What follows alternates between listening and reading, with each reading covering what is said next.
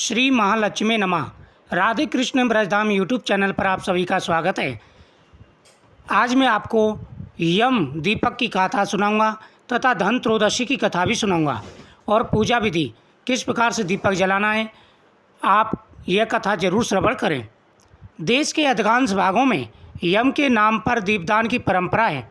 दीपावली के 2 दिन पूर्व धनवंतरी त्रयोदशी के सायंकाल मिट्टी का कोरा दीपक लेते हैं, उसमें तिल का तेल डालकर नवीन रुई की बत्ती रखते हैं। यानी एक कोरा दीपक ले लें या फिर आप आटे का दीपक बना लें, उसमें तेल भरें, रुई भरें, रुई की बत्ती बना करके रख दें और फिर उसे प्रकाशित कर दक्षिण की तरफ मुँह करके मृत्यु के देवता यम को समर्पित करते हैं।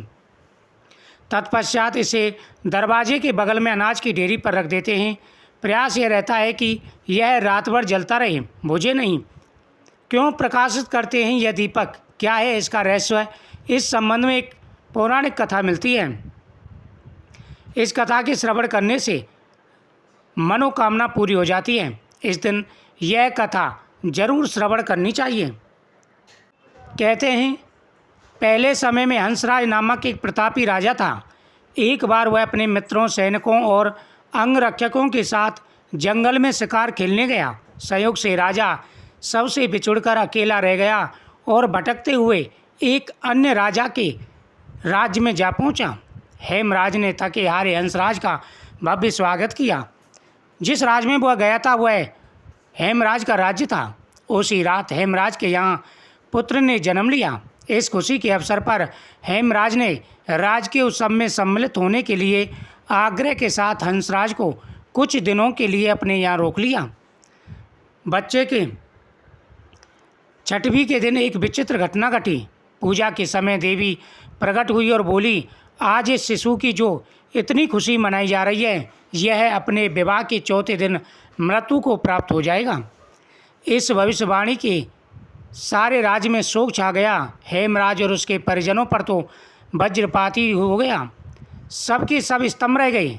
इस शोक के समय हंसराज ने राजा हेमराज और उसके परिवार को डांटस दिया, मित्र आप तनिक भी विचलित न हों, इस बालक की मैं रक्षा करूंगा। संसार की कोई भी शक्ति इसका बाल बाका नहीं कर सकेगी।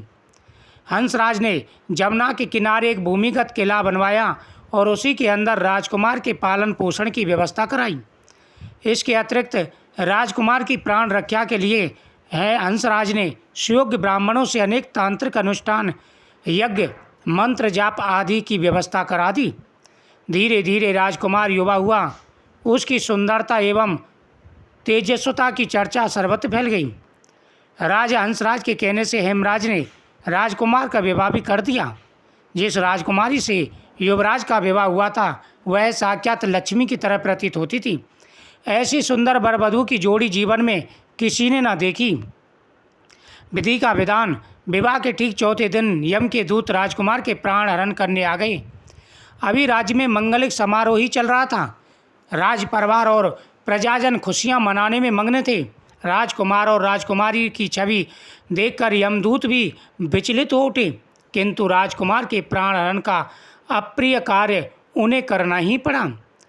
यमदूत जिस समय राजकुमार के प्राण लेकर चले उस समय ऐसा हाहाकार मचा और दारुण दृश्य उपस्थित हुआ जिससे द्रवण होकर दूत भी स्वयं रोने लगे।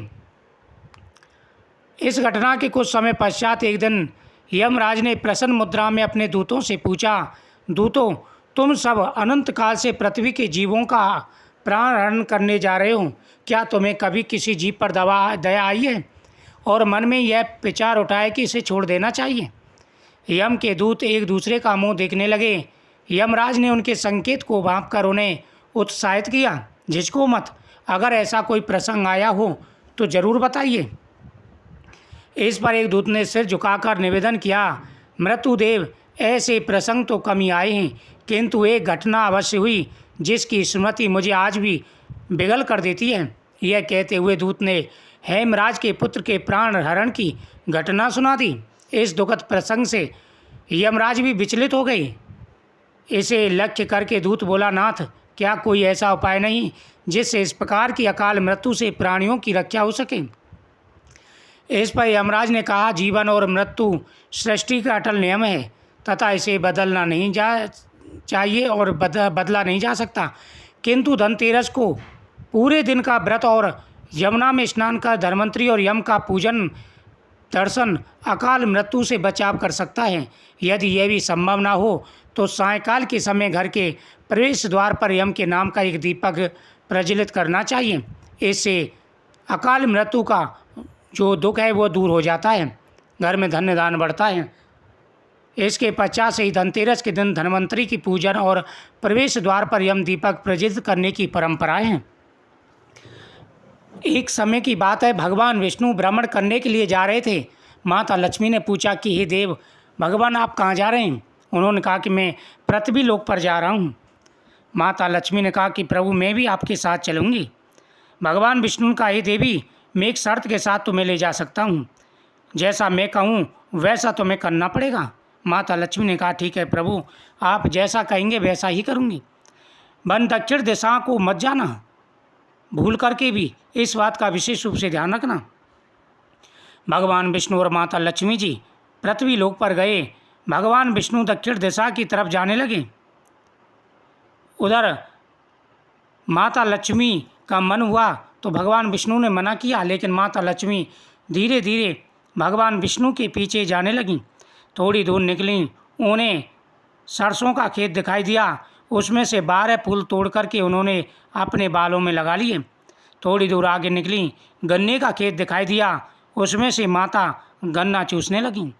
इतने में भगवान विष्णु आए और बोले, हे देवी, मैंने तुम्हें पहले ही मना किया था और तुमने वही कार्य कर दिया।